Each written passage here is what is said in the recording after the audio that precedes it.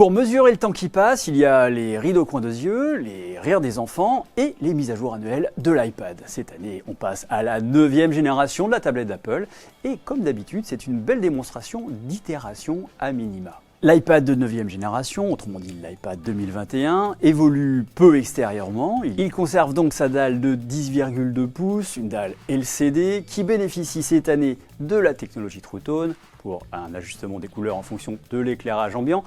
En revanche, la dalle n'est toujours pas laminée et si on devait être un petit peu chipoteur, on trouve que ça casse un petit peu l'expérience globale de l'iPad parce qu'on a vraiment cette impression d'avoir un vide entre la surface de verre et la dalle sur laquelle on interagit.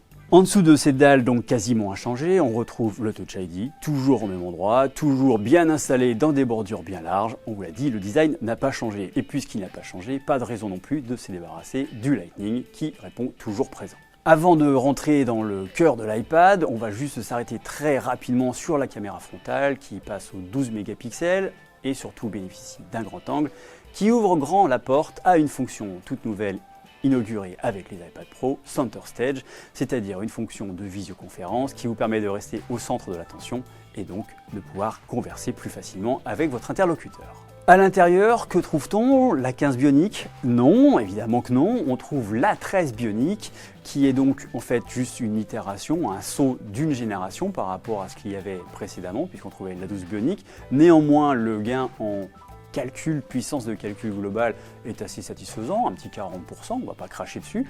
On rappelle qu'on est dans l'itération douce avec cet iPad d'entrée de gamme qui bénéficie malgré tout de suffisamment de puissance pour couvrir un très large panel d'usage, d'autant plus qu'avec les Smart Connectors, vous pouvez y brancher un clavier qu'il faudra payer 179 € malgré tout, et qui vous permettra de vous servir de l'iPad comme d'un petit PC d'appoint. Pourquoi d'appoint? Parce que sa dalle est relativement petite, parce que l'iPadOS n'est pas encore complètement au point pour vraiment vous permettre une grande utilisation bureautique très fluide et très rapide, aussi rapide que sur un PC en tout cas. Donc c'est une belle offre pour la famille, pour des étudiants éventuellement, mais n'allez pas chercher trop loin, on reste dans l'entrée de gamme.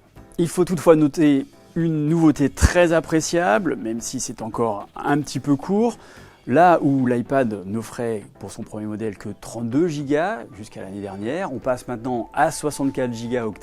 Alors certes, effectivement, ça ne va pas vous permettre de stocker toute votre vie numérique, mais ça permettra de voir un petit peu venir, d'installer des applications et donc d'avoir un peu plus de confort. Le modèle le plus élevé étant désormais à 256 Go. Côté autonomie, que nous apporte ce nouvel iPad de 9e génération? Eh bien du bien et du un peu moins bien. On a un progrès sensible en polyvalente, en autonomie polyvalente qui va, on va dire, simuler des usages quotidiens, mail, web, vidéo. En revanche, en autonomie vidéo, justement, quand on stream un contenu de 100% à 0%, on note une légère baisse des performances de l'iPad par rapport à l'année dernière. Rien de catastrophique, on reste au-dessus des 10 heures, tout va bien. Néanmoins, on marque légèrement le pas. Peut-être que la puissance de la 13 Bionic est en cause.